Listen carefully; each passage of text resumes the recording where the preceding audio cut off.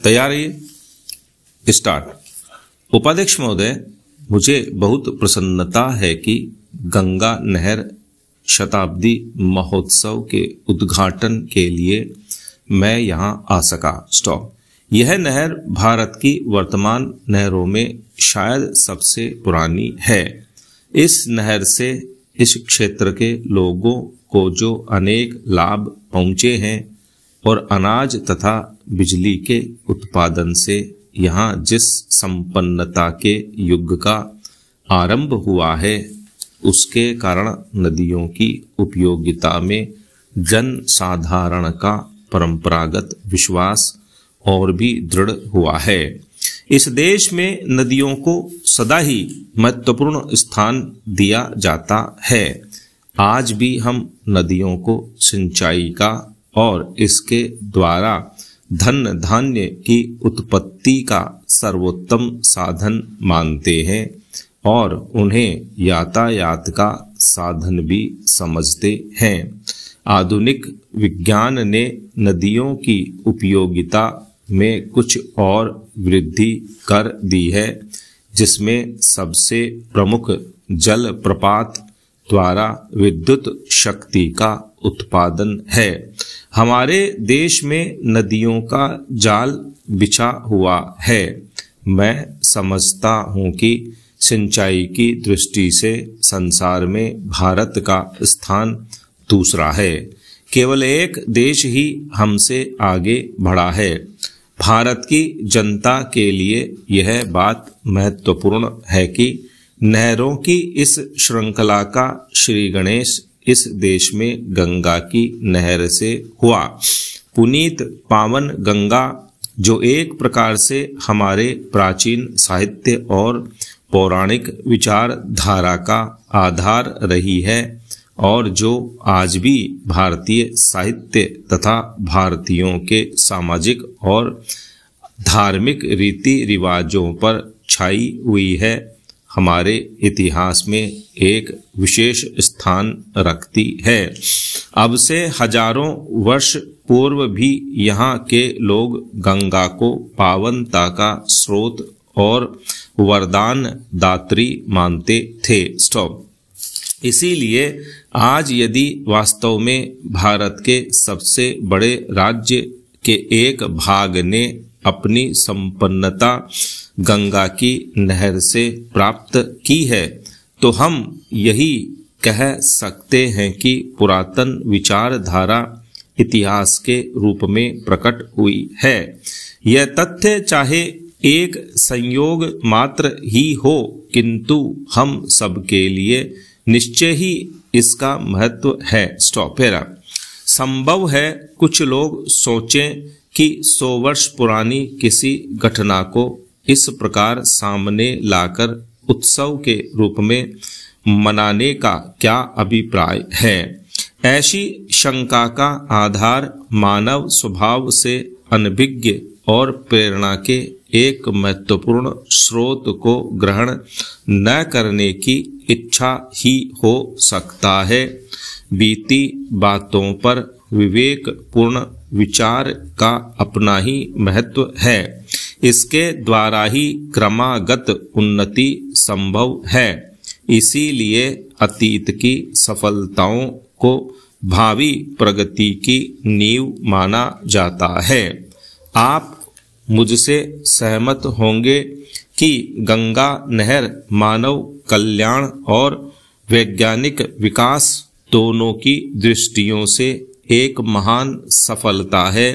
आज जबकि हम इस सफलता की शताब्दी मना रहे हैं, तो अनिवार्य रूप से इससे हमें स्फूर्ति और प्रेरणा मिलती है।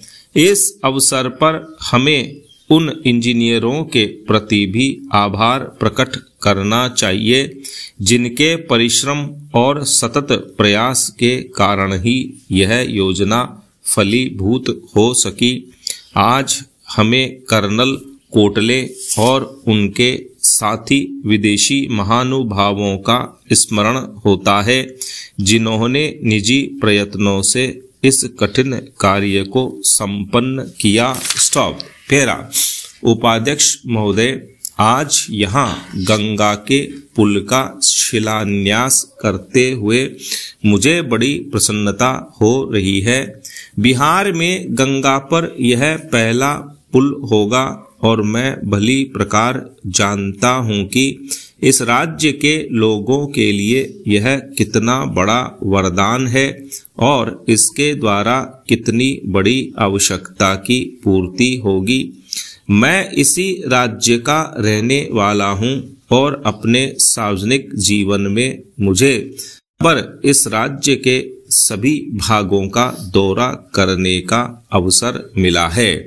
इसलिए मैं निजी अनुभव से कह सकता हूँ कि इस पुल के निर्माण से बिहार के लोगों को विशेष रूप से और देश के लोगों को साधारण रूप से अनेक सुविधाएं प्राप्त होंगी। बिहार के मध्य से होकर गंगा प्राचीन काल से बहती आ रही है और आरंभ से ही इसके कारण यह राज्य दो भागों में विभक्त रहा है, जो मिथिला और मगध के नाम से प्रसिद्ध थे।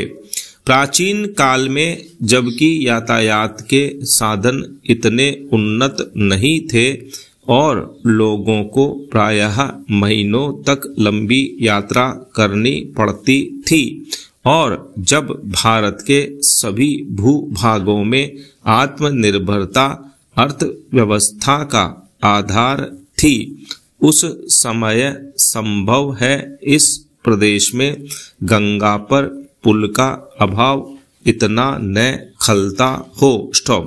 परंतु आज के युग में विज्ञान के आविष्कार स्थान तथा दूरी पर विजय पा चुके हैं और यातायात के गतिमय साधनों का बहुत महत्व है। इसलिए उत्तर तथा दक्षिण बिहार के बीच सीधा रेल तथा सड़क मार्ग न होना निश्चय ही बहुत बड़ी असुविधा है। बिहार के इन दोनों भूभागों की अर्थव्यवस्था ऐसी है कि अपने पूर्ण विकास के लिए एक भाग दूसरे पर निर्भर करता है। उत्तर बिहार कृषि प्रधान क्षेत्र है और वहाँ गन्ना तथा खाद्यान्न भारी परिमाण में होते हैं, किंतु दक्षिण बिहार कोयला, लोहा, तांबा, अभ्रक, सीमेंट आदि खनिज पदार्थों के लिए प्रसिद्ध है। इन्हीं पदार्थों द्वारा आधुनिक उद्योगों की मौलिक आवश्यकताएं पूरी होती हैं। यातायात के साधन दोषपूर्ण होने के कारण उत्तर बिहार के विकास पर हानिकारक प्रभाव पड़ा है। क्या यह आश्चर्य की बात नहीं कि धनबाद से दिल्ली कोयला पहुंचाना गंगा के उस पार उत्तरी बिहार के जिलों में पहुंचाने की अपेक्षा कहीं अधिक सरल है। पैरा इस शताब्दी के आरंभ में इन असुविधाओं का अनुभव किया जाने लगा और तभी मोकामा घाट के निकट नाव द्वारा यात्री और सामान इधर उधर ढोने के स्थान पर गंगा पर पुल बनाने की चर्चा होने लगी। गंगा के दोनों ओर दो विभिन्न रेल कंपनियों की गाड़ियां चलती थीं। इन कंपनियों का दृष्टिकोण विशुद्ध रूप से व्यापारिक था, इसलिए लोगों की सुविधा अथवा देश के यातायात साधनों के विकास की अपेक्षा वे अपने लाभ और साझेदारों के लाभ को अधिक ऊंचा स्थान देती थीं। यही कारण है कि पुल के संबंध में यद्यपि 40 वर्ष तक सोच विचार होता रहा, किंतु दूसरे विश्व युद्ध तक कोई निर्णय नहीं किया जा सका। जब कभी यह प्रश्न रेल अधिकारियों के सामने आया, इस पर रेल कंपनियों के साझेदारों के लाभ हानि की दृष्टि से ही विचार किया गया। स्टॉप।